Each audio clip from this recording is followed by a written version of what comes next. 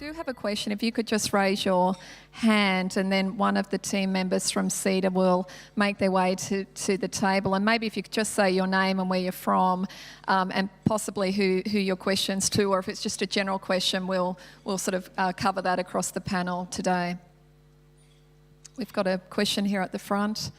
I'm a consular counsellor for the French expatriates in Australia, so I do encounter a number of problems, not only what has to be done with the French community here, but also the way it relates to a different government with a different governance. But my question was, just listening to you and coming back to what we want to achieve, we've learned about numbers and the importance of numbers, the training in mathematics, overcoming usually the discomfort that a lot of people feel about mathematics and science. But I'm saying we need also a culture of how we take risks. And that applies to both men and women. And I think taking risk is something which requires confidence, requires a certain amount of knowledge, a jump into the unknown, all kinds of things. How do we teach that? How do we train people to be able to think outside the square, to be able to access information and then find a use for it, the flexibility that you need, and also the hope that you can actually achieve? I mean, we can ask, maybe Jane might want to answer that, or indeed Alan. You know, my thoughts around your question around taking risk. You know, there's 350 people in this room. I think about the shadow we cast on others that we work with, and about allowing ourselves the permission to take risks, and also those that we touch and interact with daily. And if I think about my own career, I've had a lot of people that have taken a risk on me in terms of roles and opportunities. And if we can all do something similar in our day-to-day actions, we can actually create that change that we're wanting to see. That would be my thoughts. Jane or Alan, Larry, Cyan. Let me add something in there. So risk is a cultural thing, and young people in particular need to learn that it's acceptable to take a risk, and failure, you get better at failure if you do it a few times. You know, practice makes it easier. And universities historically have been and continue to be the social engines of change in our society.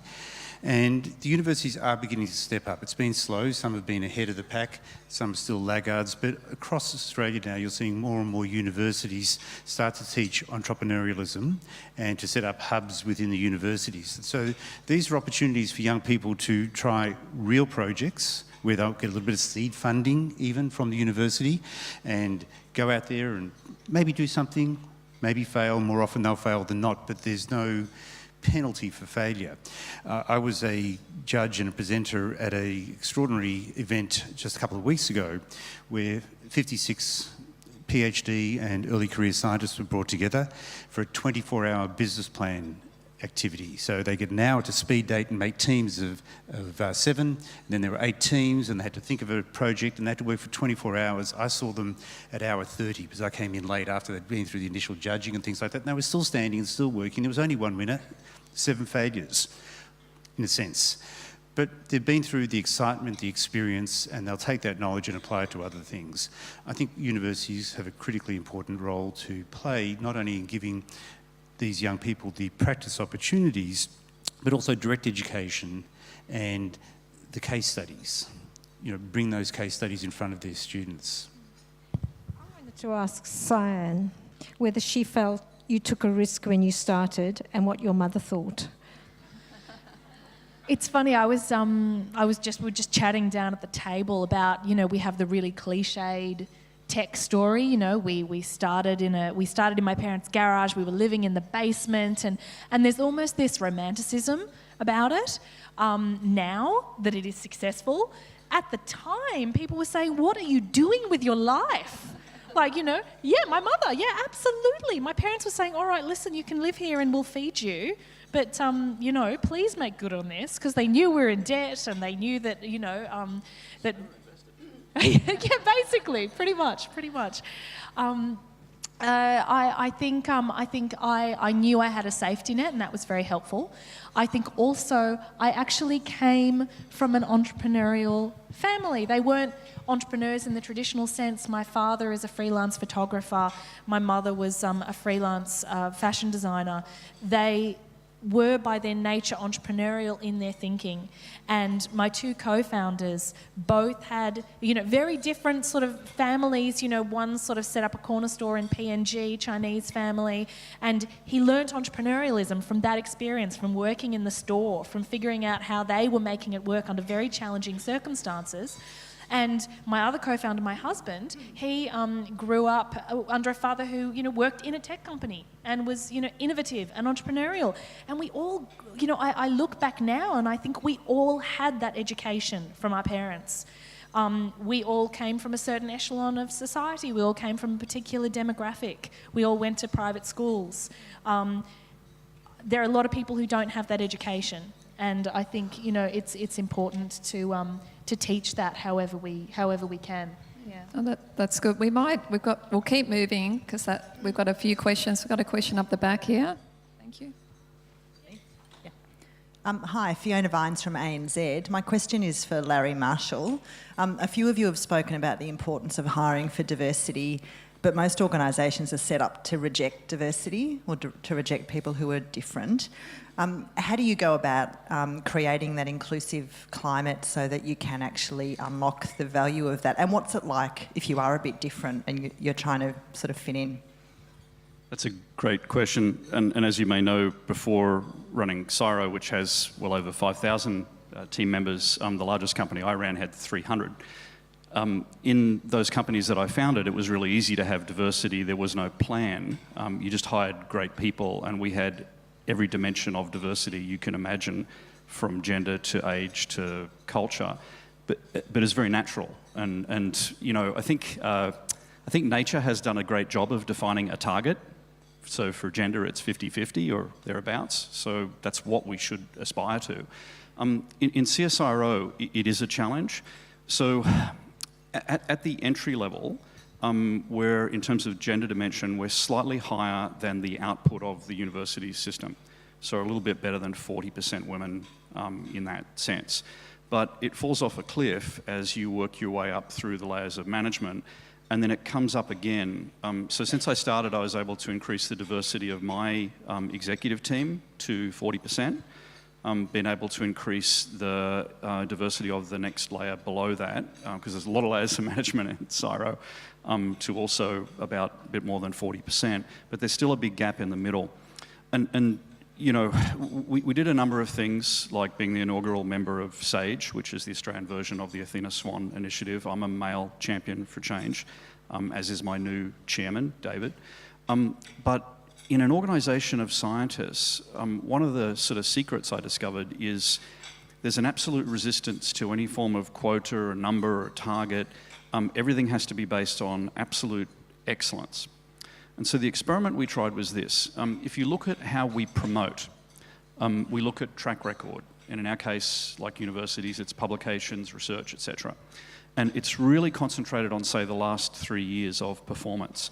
Now, if someone has a life-changing event and they have to leave work for a couple of years, they're automatically not going to perform well. So we put the problem to the scientists.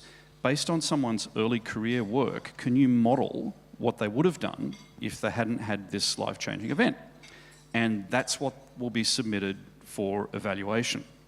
And as soon as we framed it as a science problem, nobody had a problem with it. Suddenly it was, yeah, we could do that, we're smart. And that is, I believe, one of the best things we've done in terms of, shifting the settings in a very rational, scientific way to take unnecessary biases out of that system. Thank you. I think have we got a question up there or down here? Yep. Great, thank you. Hi, I'm Lisa Sweeney. I run a business, global business networking organisation with my partner Joe. And I have a question for you about globalisation.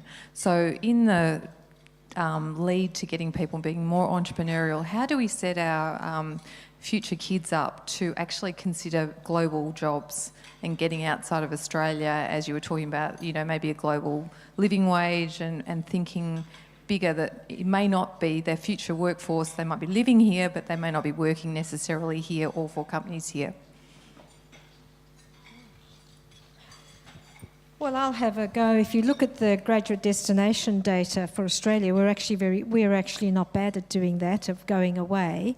How do we educate them, I think, is one of the issues, to be definitely looking at resilience and capacity to think beyond the traditional jobs we have. How do we get them to be entrepreneurial, and the kind of things that we do, I think, but in primary school, secondary school, and then in university is what matter. What matters, making sure that we do understand that difference is not threatening, that difference can be interesting and entertaining and curiosity-driven and very empowering if you get there. I see that as one of the bigger challenges.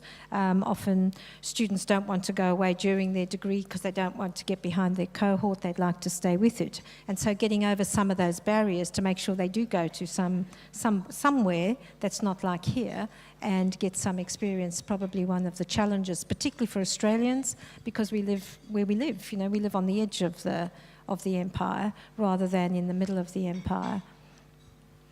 Just a quick comment on that. I don't think we've got a problem. I think we're doing a good job training global workers for the future. We've been doing it for a long time. I've hired engineers and scientists in America and had them working for me directly, and I've hired lots of engineers, fewer scientists, but lots of engineers and some scientists in Australia. And the Australians are every bit as good as the American engineers and scientists who I hired in the best place, which was Silicon Valley. Our education is world class. What we're teaching are globally relevant skills. The problem is that we tend to not see it in front of our eyes. We don't value it. We say, oh, woe is me, all these students are going overseas. But you know what? A lot of them come back. A lot of non-Australians come to work here. There's an ebb and flow. We tend to see the ebb, but not the flow. Let's just be happy, embrace what we've got, and if we do it more positively, we'll find that more people will come back, because what draws people to Australia are the job opportunities, the education, and the lifestyle. And our lifestyle is fantastic. There's only one thing about living in Australia that stresses me, and that's the constant negativism in the newspapers and in our political class, or in our political circles, about what's going on. It's a good place to be. Amen. Stop this hassle about HECS debt. You know, if you go overseas straight after you graduate, the Australian Tax Office doesn't have a mechanism to get you to pay your HECS debt. And as we all know, it is un-Australian to write, "Dear Tax Office, I'm in New York, and can I please give you some money to pay my tax?" We don't work like that as a nation. And I think we have to get over this paranoia that our people will go away, they will stay away and do the most astonishing things. And I agree with you, Alan, mostly they come home because this is not a bad place to be and interesting. And then we shouldn't just trap them at the airport and grab their HECS, if I could just make a plea. Think wisely while you vote. Thank you. Thank you, Jane. Well, I think we could have gone on with more questions, but I know that we're needing to wrap up now. We've got a few closing remarks, but I just want to really say a big thank you to Larry, Jane, Cyan and Alan here for a fantastic panel, lots of good dialogue and discussion, and thanks for being such a great audience for us today as well. Thank you.